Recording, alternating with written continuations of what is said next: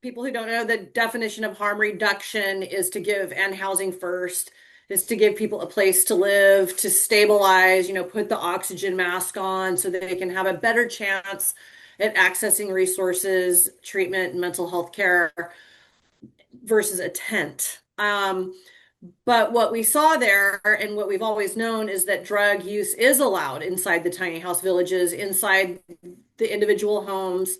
And this particular village went to as far as giving a dedicated tiny house village, excuse me, a dedicated tiny house that volunteers built. And the whole Hope Foundation, the Hope Factory rather, is, and again, don't hate the player, hate the game, building these tiny houses. They're cute. People sign the walls, welcome home.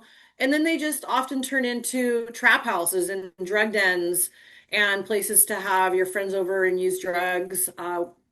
And what we saw at this, again, particular village was a designated house for, as you heard the gentleman, the resident say, the dealer often will use with their buyer. And in the name of keeping people alive, never using a loan, making sure people don't overdose and die inside their houses.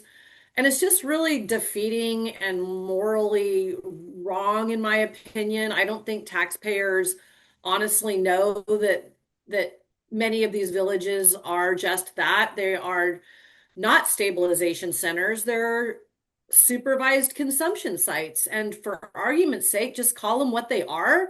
So we're not calling each other out on what it is. And then we can debate as to whether or not we should be funding on property land, public land with public dollars, with volunteer built homes, if they should just be sanctuary places for drug users to use.